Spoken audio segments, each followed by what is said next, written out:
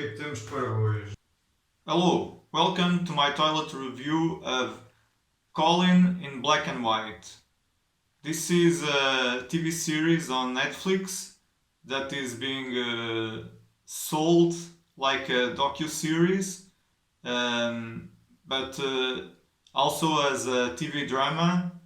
It's I would say it's a hybrid of a docu-series with TV drama.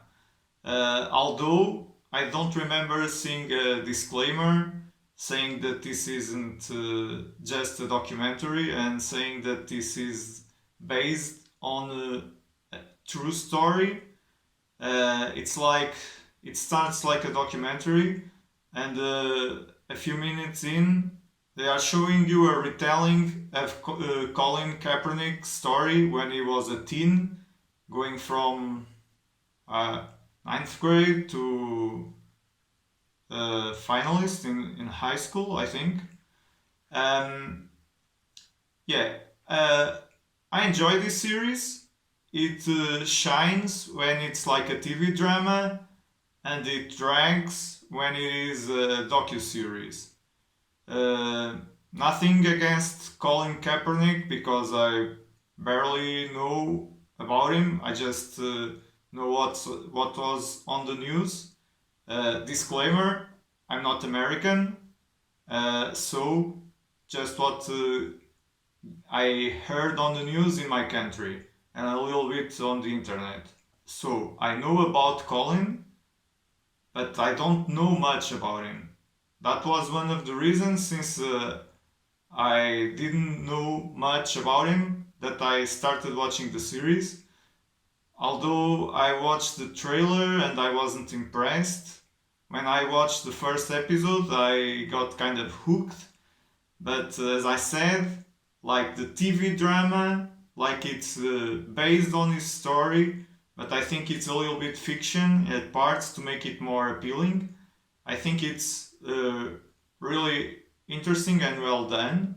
When it's the docu series, it's more Colin being the narrator of his story, um, and there's some things that I instead of elevating it, it brings it down because it isn't great in front of the camera.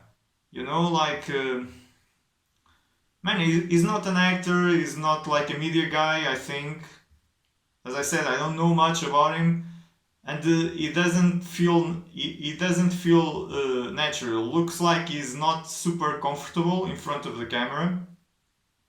I think it's a super normal thing, um, because I think he is kind of outside of his element a little bit. I'm going to try and explain the good parts and then the bad parts a little bit better. So the good is really the story. His story is very interesting. Um, the writing most of the times is good, and what makes or breaks the series, besides the supporting cast, is really the actor that they cast for to play Colin Kaepernick, and I think it was a perfect casting. Although, as I said, I don't know much about Colin. I'm saying as an actor, and if that's what they were going for, the guy really fit what was shown on the screen. I think he was perfect for the role. He did a great job. I was really impressed. But all the other casts around him, I think, especially like his parents, the actors they chose were great and did a very good job. Like his, I'm not sure, but I think he's like his best friend on high school also did a great job. But all the other actors, that some are not that important in all episodes, but in this and that episode they show up and they are kind of the focus besides Colin. They all did a very good job. And as I said, the story is compelling, is interesting, is well planned. There is a few episodes like in the middle that are not as compelling as the others. Uh, but yeah, I really appreciate it and enjoyed it. It was informative, it was entertaining, and I was more when it's Netflix, you know. I when I'm on Netflix, I try to get. I'm more interested in the entertainment factor than in the educational and informative factor. But when I go into a documentary, into a series like Sex Education and other stuff, I'm expecting to get uh, more than just entertainment. Get more informed about a subject or something that a story, or also be educated. And I feel like I got that from this series. But then the parts that I didn't appreciate much is like when you get Colin as the narrator, not the actor, you know, the real person, the real Colin Kaepernick. Sometimes he's okay, not great, never great. I don't think he was ever great in his role as the narrator of his story. Just okay, but sometimes he's not even okay, you know? I don't think he felt. Well, I'm not in his mind, I don't know him, so I'm not sure. Maybe he felt comfortable, but it's just not him.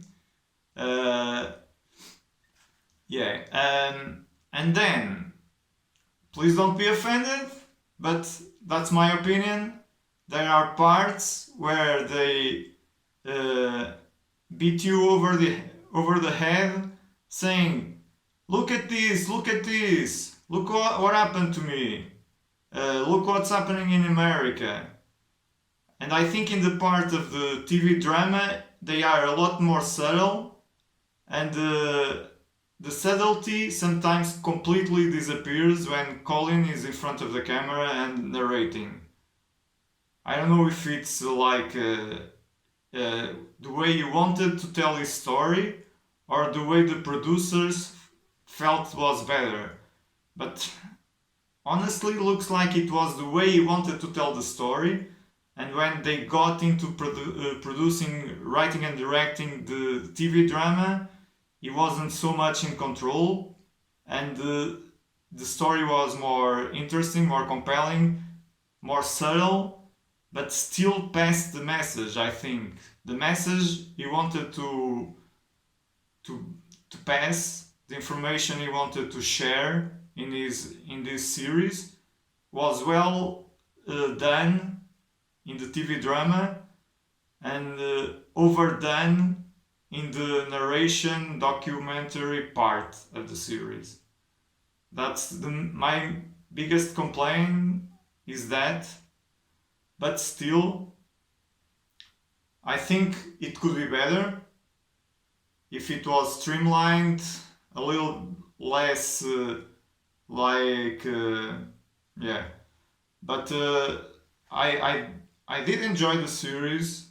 Uh, Probably this is an important series. I forgot to mention it's produced by Ava DuVernay, and she has some important films series on Netflix. I'm kind of forgetting the biggest one. Man, about some kids that were arrested and spent half their lives in prison for a crime they didn't commit.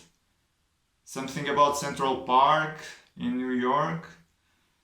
I think there is also the docu movie 13th, very like heavy subject matter, like also in a way like this series about Colin, and as that TV series that was based on what happened in with those kids in Central Park. Um, and she I don't know all of her work. I didn't watch Wrinkle in Time, so I'm not sure how it was. I know it wasn't very well received by the majority of the audience and some critics. But what I know from her, she usually does a great job.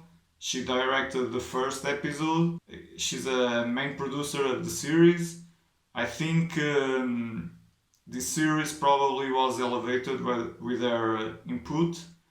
Um, Maybe some episodes missed her guidance. I don't know. I'm not sure. The weakest in the middle and stuff like that.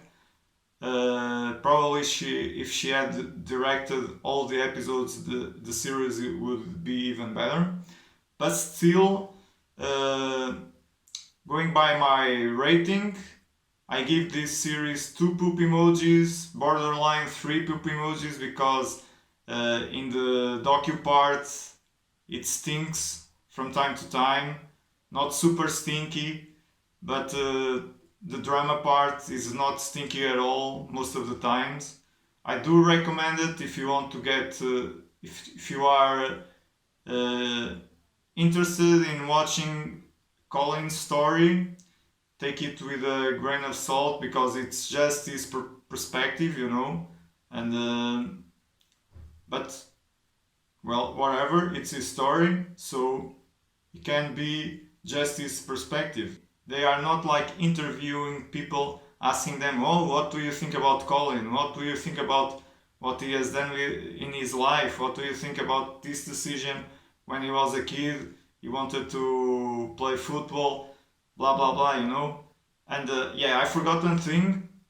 In parts, this looks like a love letter from Colin to American football and to the quarterback position that man, he loves for sure. So that part is also nice, you know. I don't give a shit about most of American sports besides basketball, but when you see somebody that is passionate about something and it shows, it's still compelling and interesting, and that part for sure shows. Anyway, now I need to flush. Limpar o cu agora. 1, 2, 3, 4. 4 folhas.